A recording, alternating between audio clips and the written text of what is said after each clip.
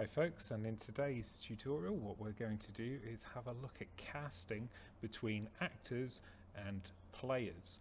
So what we're first going to do is double click on our actor class, and we're actually going to add something to the viewport of this character. In this case a component and just a standard cube. Mine's defaulted to red there because why not? Then on top of that what I'm going to do is add a collision layer to this box, lovely box collision. What you'll notice is the actual box collision itself is smaller than the actual physical object, so we're just going to make it so it's slightly bigger. So what will happen is within our lovely setup someone will walk into this object, the collidable object, and then a message will be sent to our player character. Now what we're going to have to do is the following.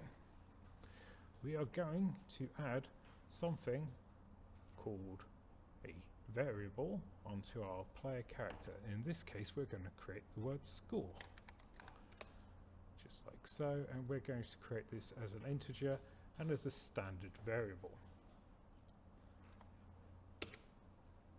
Set the default to 1 here. Then on our actor class what we're going to do is the following.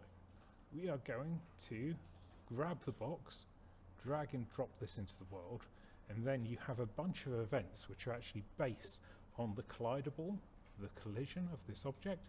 So what we'll do is use onComponentBegin overlap, like so.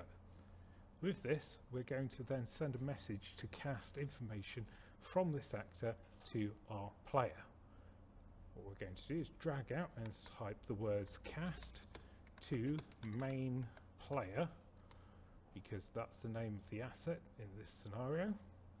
We're then going to get the object to get player character, because it's the player character that we're looking for, which is the main player.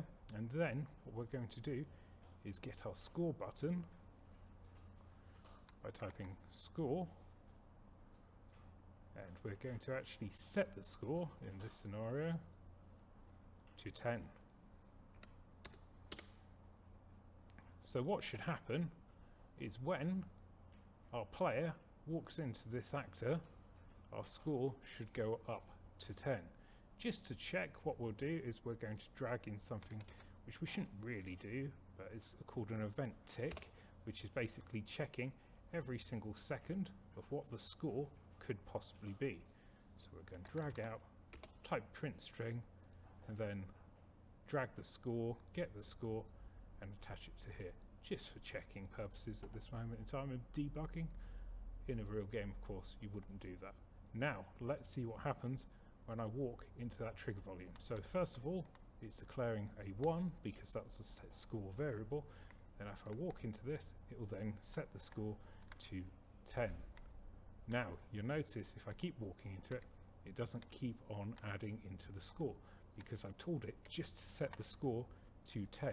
Now if I wanted to change this, what I could do is go to the actor class and the score and do nothing because Unreal has actually just crashed on me. Fantastic. There we go. Now what we can actually do here is we can take the score variable itself, get this, and then add an add, just like so, and then set this over. So now what will happen is it will get the score, the current score, and add 10 to it to actually then set the score number. So now this time when I walk into it, it should go to 11. If I go out and go back in, 21. If I go out and go back in, 31, etc, etc. Now if I wanted this box to disappear after I've walked over the top of it, what I can do is the following. Drag out of here and just type the word destroy, actor, and then self, because this, remember, is set to our lovely box, our cube, and the collision layer to it, so it will destroy the actor of the box and not the player.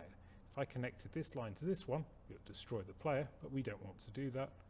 And now if I walk into the box just the once, my score will go up, and the box will disappear. Just to confirm, I can keep walking over it, and it doesn't keep going up. And that is how you cast data from an actor to a player.